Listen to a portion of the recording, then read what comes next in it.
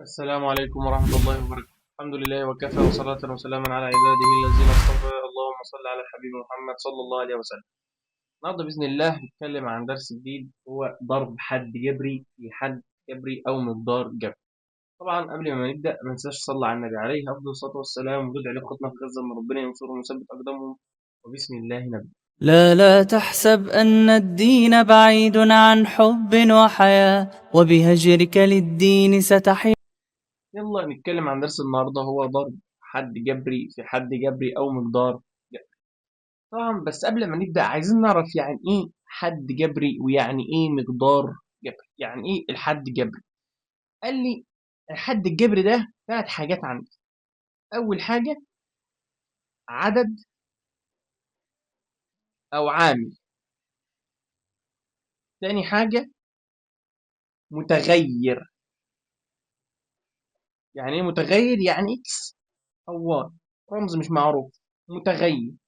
وتالت حاجة قال لي ان هو ممكن يكون أسس. يعني إيه؟ هنشوف الكلام ده، يعني كل ده في الحد الجبري. تعال نكونه، دي أكنها مكونات، تعال نضربها في الخلاط عشان تطلع لنا حاجة واحدة. أول حاجة عدد أو عامل. عدد يعني ممكن يكون 5، ده بنسميه العدد أو العامل. متغير أيا كان إكس، وساعات ممكن يعني ده كده اسمه حد جبري، وممكن يجي لك بالشكل ده 5 إكس تربيع. يبقى الحد الجبري هو ده الشكل بتاعه. الحد الجبري بيبقى مكون من ايه؟ من عدد او عامل. ده اسمه عدد، ممكن اسميه العدد او العامل اكس. يعني ده مسميه عدد اكس او عامل اكس. تمام. وقال لي الحد الجبري بيبقى معاه متغير ايا كان اكس وواي. يعني ممكن اجي اقول لك 3 واي، برضه ده حد جبري. ليه؟ لان فيه عدد ومتغير واسس. يعني ممكن يعني اقول لك ايه، 5 اكس تربيع، 5 اكس تكعيب، 3 اس 4، 3 واي اس 4. يبقى اول حاجه عرفناها ده الحد الجبري، يبقى ده اسمه ايه؟ الحد الجبري. تمام. كده احنا عرفنا حد الجبري هو ايه. طب يعني ايه مقدار جبري؟ قال لي المقدار الجبري هو مجموعه من الحدود الجبريه. مش احنا خلاص عرفنا ان ده حد جبري وده حد جبري؟ طب ايه المقدار الجبري؟ قال لي ده مجموعة من الحدود الجبرية مرتبطة ببعض بزائد او ناقص. يعني ايه؟ خلاص احنا عرفنا رقم واحد. رقم واحد اللي هي الحد الجبري. تعالى على رقم اتنين اللي هي الحدود الجبرية، قصدي المقدار الجبري. مجموعة من الحدود، يعني 5 اكس تربيع، ده كده حد جبري. بس هو قال لي المقدار هو مجموعة من الحدود الجبرية. حلو. زائد 2 اكس تكعيب، ده كده اسمه مقدار جبري. مقدار جبري ليه؟ عشان هو مجموعة من الحدود الجبرية. ده كده اسميه مقدار جبري. ليه شكل تاني، 5 اكس ناقص 3 واي. ده كده برضو مقدار جبري. مقدار جبري ليه؟ عشان مجموعة من الحدود الجبرية بيربطهم عمليتين، يا إما جمع يا إما طرح. يبقى احنا عرفنا الحد الجبري هو ايه. قال لي الحد الجبري ده شكله مكون من عامل ومتغير، وممكن ساعات يجي لنا مرفوع لأس معين. تمام. ده الحد الجبري. طب قلت له ايه هو المقدار الجبري؟ مجموعة من الحدود بيبقى فيه أكتر من حد. اللي يبقى فيه أكتر من حد جبري ده بسميه مقدار جبري. تمام. تمام. في حاجة تالتة عايزين نعرفها قبل ما ندخل في الدرس بتاعنا، وهي الإشارات. طبعا احنا معانا الإشارة اللي هي الموجب والسالب. معانا الإشارتين دول. لو جيت قلت لك موجب موجب بإيه؟ بموجب. وسالب سالب بموجب. طب ولو قلت لك سالب في موجب بسالب، ولو موجب بسالب بإيه؟ بسالب. سالب بسالب بموجب. تمام. يبقى عندنا الإشارات أهم حاجة الاتنين دول. ليه بقى؟ هقول لك حاجة. لأن دلوقتي وخدها إشارة، لو الإشارتين متشابهتين موجب، يعني كده موجب وموجب طلعت موجب. طب لو كان في سالب وسالب في المسألة، يعني هنا سالب 5 وهنا سالب 5، موجب. يبقى الإشارتين لو متشابهتين موجب. لو إشارة مختلفة سالب وأنت مغمض، لقيت سالب 5 وهناك سالب 5 إكس والناحية التانية زائد، خلاص تبقى سالب. موجب وسالب. أول حاجة بقى هنتكلم عليها النهاردة في الدرس بتاعنا ضرب الحدود الجبرية. علشان أضرب حدود جبرية في بعضها عندي شروط. يبقى علشان أضرب الحدود الجبرية في بعضها عندي إيه؟ عندي شروط. أول حاجة من الشروط بتاعتي ديت ضرب المعاملات مع مراعاة الإشارة. يبقى ضرب المعاملات مع مراعاة الإشارة. وهنفهم الكلام دلوقتي هو إيه. يبقى أنا عندي أول شرط عشان أضرب الحدود في بعضها ضرب المعاملات مع مراعاة الإشارة. طب وتاني حاجة إيه؟ ضرب المتغيرات. ضرب المتغيرات وجمع الأسس. وجمع الأسس التي لها نفس الأساس. يعني إيه الكلام ده؟ تعال نفهم الكلام ده واحدة واحدة. نفهمه بإيه؟ بمثال زي الفل. تمام.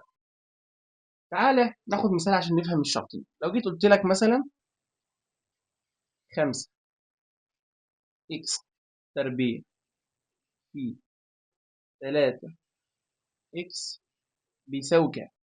هنا ضرب الحدود جبرية. ده حد جبري وده حد جبري، عايزين نضربهم في بعض، يا ترى هيطلع إيه؟ أول حاجة نمشي يا عم، تعالى نبص. بيقول لك إيه؟ ضرب المعاملات مع مراعاة الإشارة. تعالى ناخد أول حاجة ضرب المعاملات. المعامل اللي هو ده معامل الإكس أو عد الإكس، ده المعامل. حلو. نعمل إيه؟ ضرب المعاملات. تعالى نضرب التلاتة في 5 بكام؟ ب15. حلو، نكتب 15. حلو. مع مراعاة الإشارة. طب تعالى الأفضل كنا نشوف الإشارة الأول بحيث عشان لو موجب أو سالب نكتب. تمام. هنا إيه؟ موجب. وهنا إيه؟ موجب. طالما الإشارتين موجب هتبقى هنا برضو موجب، بس الموجب ما بيتكتبش، اللي بيتكتب بس السالب. تمام. يبقى هنا 15. تعال نكمل بقية المسألة. المتغير هنا اكس واكس، طالما الاكس والاكس متكررة ناخدها مرة واحدة اللي هو اكس في اكس اهي. هنكتب اكس مرة واحدة. بعد كده نعمل ايه؟ شوف قال لك ضرب المتغيرات وجمع الأسس التي لها نفس الأساس. ده اسمه الأس وده اسمه الأساس. فاكر لما كنا خدنا، لما أجي أقول لك 2 أس 3 كنا بنسمي ده الأساس ونسمي الصغير ده اللي هو الأس. تمام. فهنا بيقول لك ايه؟ هنا بيقول لك ضرب المتغيرات وجمع الأسس التي لها نفس الأساس. طالما الأساس ده ثابت اللي هو عندنا اللي هو الإكس، واللي هو الإكس خدناه مرة واحدة. بعد كده قال لي اعمل إيه؟ قال لي اجمع الأسس. هنا 2 وهنا كام؟ هنا 1 بس ما بيتكتبش. ف2 زائد 1 كام؟ 3. من هنا أنا أقدر بقى أعمم الكلام ده. يعني أنا من هنا أقدر أعمم الكلام ده إزاي بقى؟ إن أنا أقول إن الإيه؟ إكس أس إم في البي إكس أس إن، الكلام ده هيساوي ال A في ال B إكس أس إم زائد إن. ده التعميم. يعني إيه التعميم؟ يعني نحط مكان الإيه أي رقم، وهنا أي رقم، وهنا مكان الإم أي رقم، والإن أي رقم، نفس الحوار.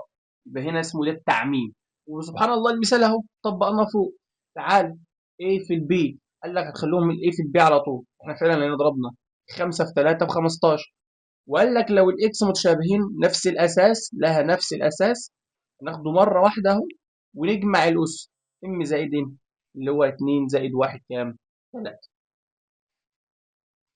تعال ناخد شويه امثله عشان نفهم الكلام ده. دلوقتي لو جيت قلت لك مثلا 5 ايه تكعيب مضروبه في سالب 2 إيه اس 5، ده بيساوي كام؟ اولا احنا خلاص ناس كبرنا، ما قلناش هكتب لك 5 واقوم عامل لك فيه الكلام ده. القوسين دولت معناها فيه. تمام تمام. قول لي 5 ايه تكعيب في سالب 2 ايه أس 5 دي بتساوي كام؟ والله واحدة واحدة. أول حاجة تعال نشوف الإشارات عشان نسهل علينا. هنا موجب وهنا سالب، وقلت لك لو الإشارات مختلفة حط سالب على طول. ليه؟ هنا وبرضه موجب في سالب بسالب، كنا كتبنا الإشارات. تمام. بعد كده نشوف المعاملات. هنا 5 وهنا 2. 5 في 2 بكام؟ ب10. حلو. يعني أنا بمشي واحدة واحدة. تمام. هنا الإيه وهنا الإيه، هنا الإيه الأساس ثابت، هنا الإيه وهنا الإيه متكرر، آخدها مرة واحدة. تمام. بعد كده 3 و5، طالما الأساس ثابت نجمع الأسس. 3 زائد 5 كام؟ 8. بس. تعالى ناخد مثال كمان عشان نأكد. لو قلت لك مثلا -7 A تربيع B تكعيب مضروبة في 2 A أس 4، دي بتساوي كام؟ واحدة واحدة. أول حاجة نشوف الإشارات. هنا سالب وهنا موجب، الإشارتين مختلفتين أحط سالب. تمام. وسالب في موجب بسالب. تمام. بعد كده نضرب المعاملات. 7 في 2 بكام؟ ب14. بعد كده نشوف ضرب المتغيرات. عندي هنا الايه وهنا الايه، لها نفس الاساس، نجمع الاسس. خلاص، طالما ايه وايه احط ايه مره واحده. وتعالى نجمع الاسس. هنا كام؟ 2 وهنا كام؟ 4. 2 زائد 4 كام؟ 6. طب البي حلو. هل البي لها اخت تانية متشابهه تانية؟ لا، انزلها زي ما هي. وبرضه حتى لو جينا ضربنا الكلام ده هنا، هو يعني قلنا مثلا سالب في موجب بسالب. 7 في 2 ب14. ايه في الايه خدناها مره واحده، و2 و4 6. تعالى اضرب بقى البي في الكام ده، مفيش بي فتنزل زي ما هي، بس هنا بي تكعيب تنزل بي كام؟ تكعيب. تعالى ناخد كمان واحده. لو قلت لك 4 اكس تربيع واي مضروبه في 2 اكس مضروبه في 2 واي. هو انا اكتر ممكن اجيب لك اكتر من حد؟ اه. اجيب لك حد جبري وحد جبري وحد جبري، اقدر اجيب لك اكتر من حد. يعني مش مقتصر على حدين، ممكن يبقوا اتنين وتلاتة واربعة. تمام. تعال نكمل. احلها ازاي؟ طب واحدة واحدة. تعال نشوف اول حاجة الاشارات. هنا الاشارة ايه؟ موجب، وهنا موجب وهنا موجب، يبقى بالتالي هتبقى بالموجب. تمام. بعد كده نشوف العامل. هنا أربعة وهنا اتنين وهنا اتنين، تعال نضرب في بعض. أربعة 2 في 2، الأربعة في 2 ب8. 8 في 2 بكام؟ ب16. يبقى أنا كده أول حاجة خلصت منها إن أنا شفت الإشارة وضربت المعاملة. تمام. تعال نشوف المتغيرات بقى. هنا إكس تربيع وهنا إكس، هنا إكس تربيع وهنا واي وهنا إكس وهنا واي. تعال نشتغل على الإكس أول حاجة. هنا إكس تربيع هنا إكس، هل هنا في إكس؟ مفيش، يبقى هنشتغل على الاتنين دول. إكس وإكس متكررين، خلاص ناخدهم مرة واحدة ونجمع الأس. هنا دي أسها كام؟ واحد. 2 زائد واحد كام؟ 3. بقت إكس تكعيب. تمام. تعال نشوف المتغير التاني اللي هو إيه؟ الواي. هنا في واي، هنا مفيش واي، هنا في واي. تمام. واي وواي ناخدها مرة واحدة ونجمع الأسس. دي أسها كام؟ واحد بس مش مكتوب، وهنا أسها كام؟ واحد. واحد وواحد 2. تعال ناخد مثال رابع. لو جيت قلت لك -2 كل تربيع. الكل تربيع. تعال نفك دي. الكل تربيع قصده بها ايه؟ قصده ان -2 ايه مضروبه في نفسها كم مره؟ مرتين. يعني هيبقى شكلها كده اهو، -2 ايه مضروبه في -2 ايه. تمام. ونشتغل عادي. هنا الاشاره سالب وهنا الاشاره سالب، سالب في سالب بموجب، ما بيتكتبش. حلو. 2 وهنا 2، 2 في 2 ب4. هنا الايه والايه متكرره، ناخدها مره واحده ونجمع الأس. هنا أسها كام؟ واحد، وهنا أسها كام؟ واحد. واحد زائد واحد 2. بس في طريقة تانية ممكن نحل بيها أحسن. إيه هي؟ بدل ما أنا أفك، تعال نشتغل على دي على طول. هنا الكل إيه؟ تربيع. وهنا الأس زوجي ولا فردي؟ زوجي. الأس الزوجي بياكل السالب، فساعتها كده أنا عرفت إن الناتج بتاعي إيه؟ بالموجب، بس إحنا قلنا إن الموجب إيه؟ ما بيتكتبش. تمام. بعد كده اخد التربيع ديت واربع كل واحده، يعني هقول 2 تربيع واقول ان الايه تربيع. 2 تربيع بكام؟ يعني الاتنين مضروبة في نفسها مرتين، 2 في 2 ب4، والايه تربيع زي ما هي، نفس الناتج ولا لأ؟ نفس الناتج. يلا يا بطل جرب مع نفسك التلات مسائل دولت، ولو في حاجة تقول في التعليقات وهرد عليها. بعد كده عندنا حاجة اسمها ضرب حد جبري في مقدار جبري ذو حدين أو أكثر. يعني إيه ضرب حد جبري في مقدار جبري؟ إحنا خلاص عرفنا إن لما أجي أقول لك مثلا 3 إكس، ده كده اسمه حد جبري، وعرفنا إن المقدار الجبري مثلا إكس ناقص 2 واي، ده معناها ضرب حد جبري في مقدار الجبري. عرفنا إن مقدار جبري هو جمع من الحدود الجبرية تجمعهم إشارة جمع أو طرح. تمام، يبقى أنا كده خلاص وصلت للشكل اللي هو قصده بيقول لي ضرب حد جبري في مقدار جبري ذو حدين أو أكثر. يعني إيه؟ أنا ممكن أجي أقول لك 3 إكس مضروبة في إكس ناقص 2 واي، أو ممكن أجي أقول لك 5 إكس مضروبة في إكس ناقص 2 واي زائد 3. أنا كده مش لازم ذو حدين بس، ممكن يبقى أكثر، يبقى 3 حدود. تمام، وبعد كده إيه بقى؟ بنستخدم حاجة اسمها خاصية التوزيع. بنستخدم خاصية اسمها خاصية التوزيع، اللي أنا هوزع الكلام ده على القوس جوه. هوزع مرة ال 3 إكس مع الإكس، ومرة مع ال 2 واي، نفس الحوار. ال 5 إكس هوزعها مرة مع الإكس، وأوزعها مرة تانية مع ال 2 واي، ومرة مع التلاتة. لما تيجي نشوف كده، أول حاجة عندك 3 إكس، تعال نوزعها مع اللي جوه. أول حاجة هنشوف الإشارات، تعال نشوف الإشارات. هنا الإشارة إيه؟ موجب، وهنا الإشارة إيه؟ موجب، فبالتالي هتبقى موجب. أنا خلصت من أول حاجة. تعالى نضرب المعاملات. المعامل اللي بيبقى قدام الإكس اللي هو بيبقى قدام المتغير ده المعامل. حلو. هنا إيه؟ 3 وهنا 1، 3 في 1 ب3. الإكس متكررة مرتين، ناخدها مرة ونجمع الأس طالما الأساس متشابه أو الأساس ثابت. 1 زائد 1 2، ومعروفة من الإكس في إكس الإكس تربيع. تمام، كده أنا خلصت من أول حد المعامل، حد جبري مع المحد الجبري ده. تعال ناخد دي مع اللي جوه. 3 إكس وسالب 2 واي أو ناقص 2 واي. أول حاجة نشوفها الإشارات. إحنا بنشتغل اللي اشتغلناه كله مع كله، مرة مع دي ومرة مع دي. تعال نشوف هنا الإشارة إيه؟ موجب، وهنا إيه؟ سالب، تنزل سالب، سالب في موجب بسالب. حلو، نضرب المعاملات. هنا كام؟ 3 وهنا 2، 2 في 3 ب6 زي الفل. هنا المتغير مختلف، هنا اكس وهنا واي. الاكس في واي باكس واي، عشان هنا متغيرين. دي لو كانت اكس كنا عملنا نفس الحوار، لو كانت واي كنا برضو جماعة. بس هنا المتغيرات مختلفة ونضربهم في بعض، اكس في واي باكس واي. تمام، تعال نشوف دي. لو قلت لك مثلا 5 اكس، تعال نضربها جوه.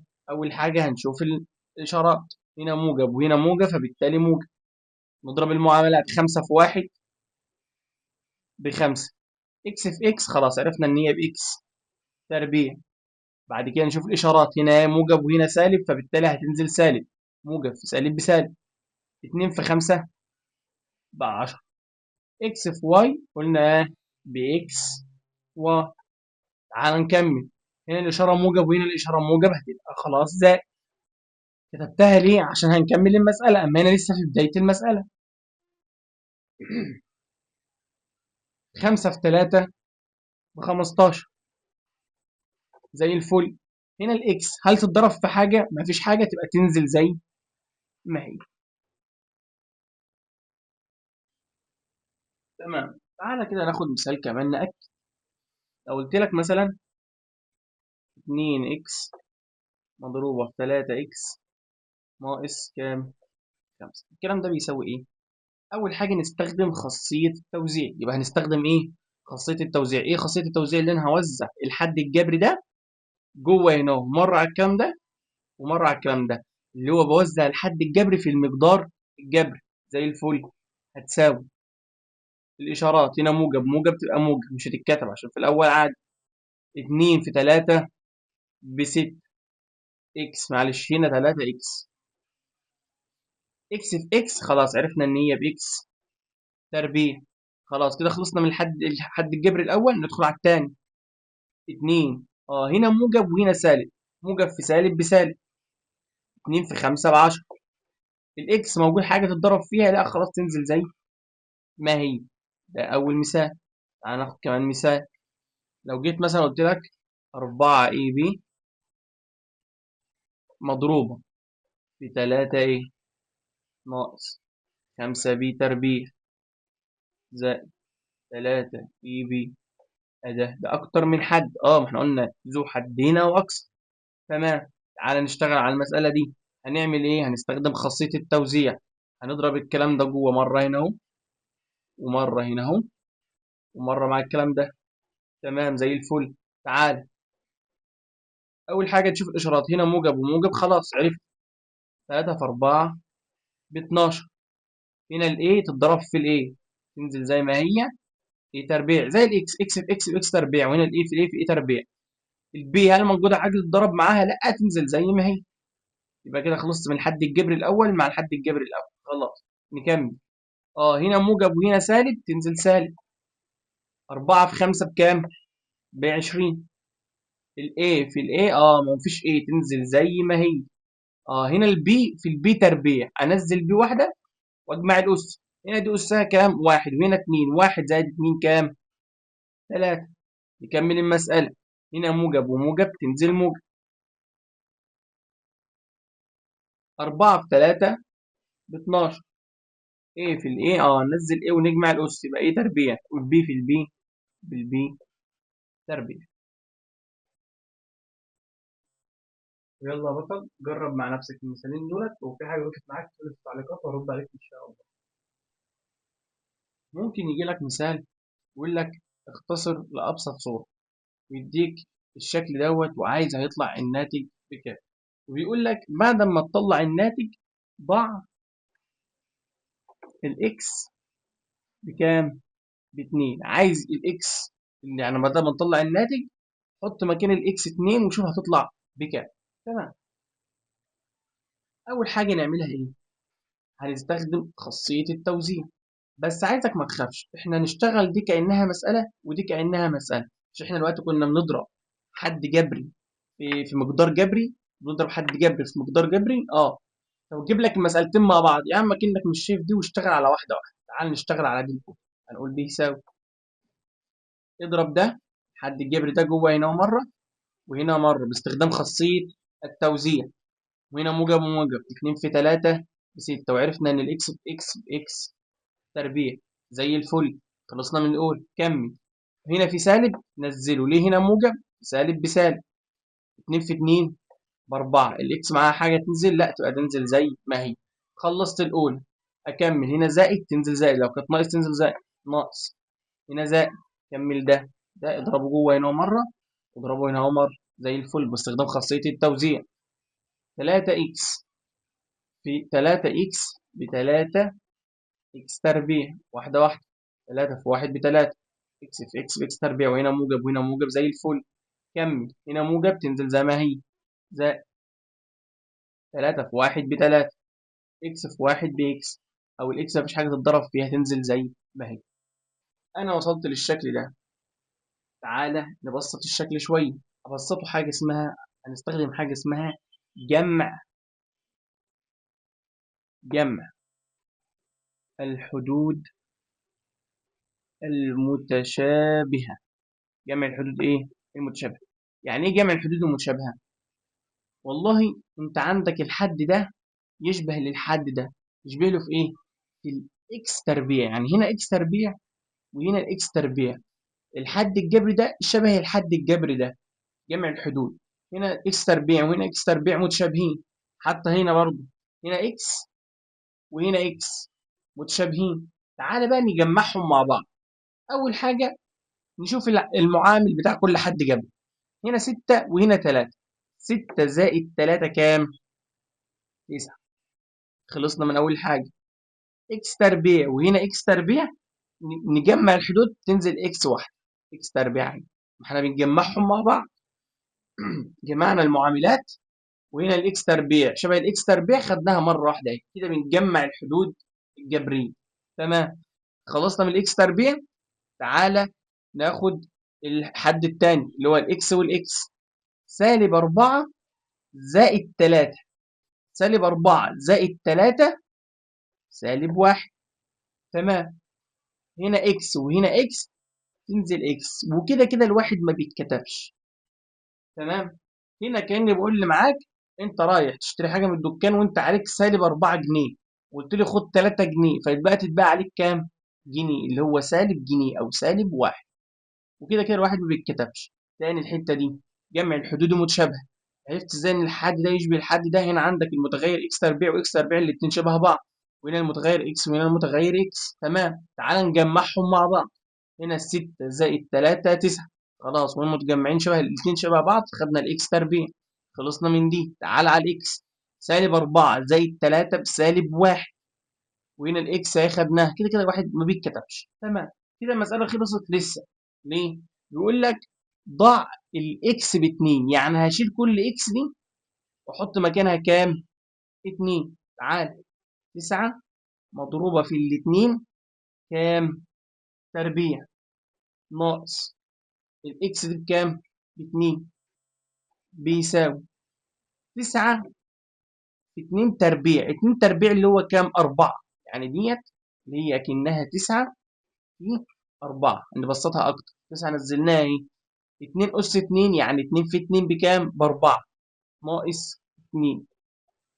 9 في 4 ب36. ناقص 2 كام؟ 34. ال 36 شيلهم 2 يبقى كام؟ 34. واقول لك على طريقه حلوه، انت ممكن تجيب الاكس على طول من قبل ما تشتغل الكلام ده، بس طبعا افضل انك تشتغل عشان برضه دي عليها درجات، واصلا طالب منك انك تبسط الشكل. ان انا ممكن اعوض بالاثنين على طول في المساله، يعني احط هنا 2 وهنا 2 وهنا 2 وهنا 2 وهيطلع لك الناتج 34. ويلا بطل جرب مع نفسك المساله دي برضه، اختصر لابسط صوره. وبعد ما تستخدم خاصيه التوزيع، ولو في متشابهات هنجمع القيم المتشابهه، وبعد كده ترجع تعوض بالاي بواحد والبي بسالب 2، ولو في حاجه مش معاك في التعليقات وارد عليك ان شاء الله. وبكده يكون الفيديو انتهى النهارده، يا رب تكونوا استفدتوا. وما تنساش تصلي على النبي عليه افضل الصلاه والسلام، وتدعي لاخوتنا في غزه ان ربنا ينصرهم ويثبت اقدامهم. اشوفكم الفيديو الجاي، والسلام عليكم ورحمه الله وبركاته.